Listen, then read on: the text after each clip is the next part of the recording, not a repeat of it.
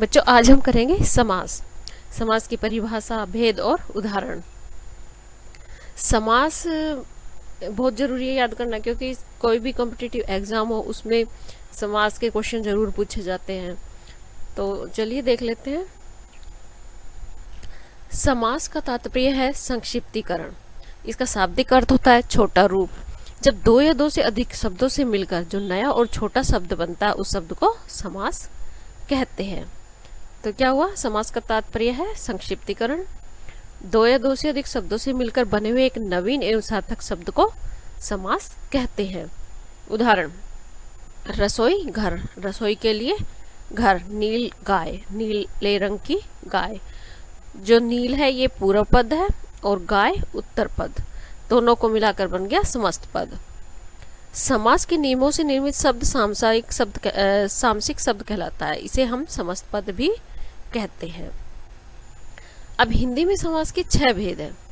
अव्ययभावी समास, तत्पुरुष समास, द्विगु समास, द्वंद्व समास, कर्मधारय समास, बहुव्रीहि समास। चलिए अव्ययभावी समास देख लेते हैं।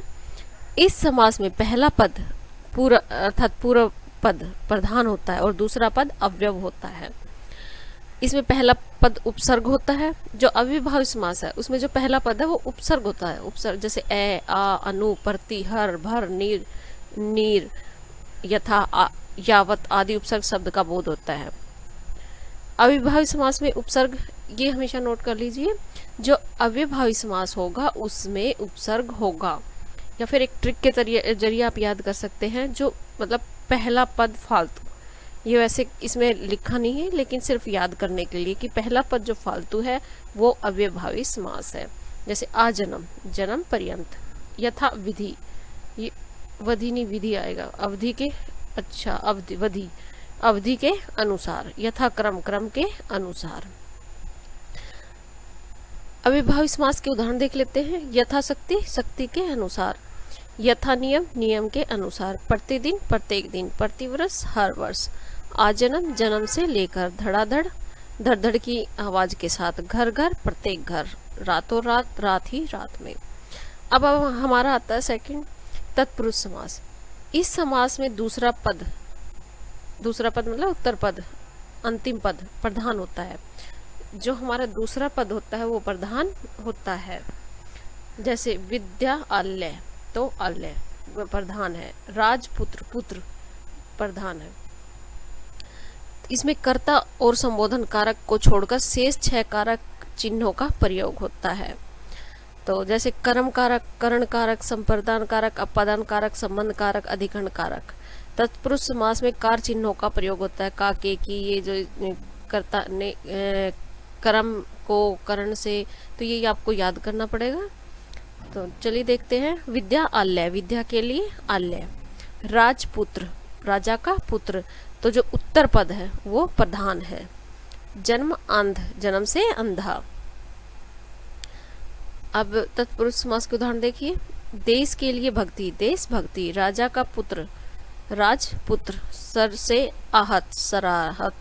तुलसी द्वारा कृत, तुलसीदास कृत। राजा का महल, राजमहल। राजा का कुमार, राजकुमार। धर्म का ग्रंथ, धर्म ग्रंथ। रचना करने वाला, रचनाकार। इसके बाद आता है हमारा द्विगु समास। द्विगु समास में पहला पद संख्यावाचक होता है। ये बहुत इजी है। जो पहला पद संख्यावाचक हो, विग्रह करने पर समूह का बोध हो, तो द्विगु समास में हमेशा संख्या का बोध होता है। जैसे त्रिशूल, तीनों शूल, तो त्रि मतलब 3, तो इसमें संख्यावाचक है, तो ये द्विगु समास होगा। नवरात्र, नव, नौ रात्रियों का समारोह है। अब द्विगु समास के और उदाहरण देख लेते हैं। नवग्रह, तो जो 9 है वो संख्यावाचक है, तो आप समझ जाइए कि द्विगु समास है। दोपहर, दो आ रहा है, दोपहरों का समारोह है। पंचतंत्र, पांच तंत्रों का समूह। त्रिलोक, 3 लोकों का समूह। मतलब 3। शताब्दी, मतलब 100 अब्दों का समूह। सतसई, 700 पदों का समूह। 700 पदों का। चौगुनी, 4 गुनी। त्रिभुज, वही 3 आ गया, 3 भुजाओं का समाहार है। चौमासा, चौमासा 4 मासों का समूह। इसके बाद आ जाता है हमारा द्वंद्व समास। द्वंद्व समास भी बहुत ईजी है। इसमें दोनों पद प्रधान होते हैं। विग्रह करने पर बीच में में और या का बोध होता है, जिसमें में, या और ये शब्द आता है, वे द्वंद्व समास होता है और दोनों ही पद प्रधान होते हैं। जैसे चाय कॉफ़ी, तो चाय भी प्रधान है और कॉफ़ी भी प्रधान है, और तो चाय और कॉफ़ी, तो ये द्वंद्व समास है। सीता राम, तो सीता भी प्रधान है और राम भी प्रधान है, सीता और राम, तो ये आगा हमारा द्वंद्व समास। अब द्वंद्व समास के कुछ उदाहरण देख लेते हैं। अपना पराया, अपना और अपना या पराया। पाप पुण्य, पाप और पुण्य। राधा कृष्ण, तो ये दोनों पद प्रधान है, राधा और कृष्ण। अंजल, अन और जल। नर नारी, नर और नारी। गुण दोष, गुण और दोष। देश विदेश, देश और विदेश। अमीर गरीब, अमीर और गरीब। इसके बाद आ जाता है हमारा कर्मधारय समास। इसमें समस्त पद समान रूप से प्रधान होता है। इसमें लिंग वचन भी समान होते हैं। इस समास में पहला पद विशेषण तथा दूसरा पद विशेष्य होता है। विग्रह पर करने पर कोई नया शब्द नहीं बनता। अब ये क्या है, कर्मधारय में क्या है, जो पहला पद है वो विशेषण है और दूसरा पद विशेष्य है। तो गुरुदेव, देव कैसे है, गुरु रूपी देव, तो गुरु हो गया विशेषण, देव हो गया विशेष्य, तो गुरु रूपी देव, तो विशेषता हो गई। नील गगन, नीला है जो आसमान, तो नीला कैसे विशेषता हो गई। तो जो पहले कर्मधारय में ये याद रखना कि जो पहला पद विशेषण होना चाहिए, दूसरा पद पहले पद की विशेषता जो विशेषता बताए। चरण कमल, चरण कमल कैसे है, कमल के समान चरण, तो कमल विशेषता बता रहा है कि कमल कैसे, चरण कैसे है, कमल के समान। इसके बाद आ जाता है हमारा कर्मधारय समास। कर्मधारय समास चरण, इस कर्मधारय समास के कुछ उदाहरण और देख लेते हैं। चरण कमल, कमल के समान चरण। नील गगन, नीला है जो गगन। चंद्रमुख, चंद्र जैसा मुख, तो ये विशेषता बता रहा है कि मुख कैसा है, चंद्रमा जैसा। महात्मा, महान है जो आत्मा। लाल मणि, लाल है जो मणि। देह लता, देह रूपी लता। नवयुवक, नव है जो युवक। अधमरा, आधा है जो मरा। तो इसमें जो पहला पद विशेषण है, दूसरा पद विशेष्य है, उसी को कर्मधारय कहते हैं। इसके बाद आता है हमारा बहुव्रीहि समास। इस समास में कोई भी पद प्रधान न होकर अन्य पद प्रधान होता है। विग्रह करने पर नया शब्द निकलता है। पहला पद विशेषण नहीं होता। विग्रह करने पर समूह का बोध भी नहीं होता। अब बहुव्रीहि समास में क्या है, जो तीसरे की तरफ इशारा करे।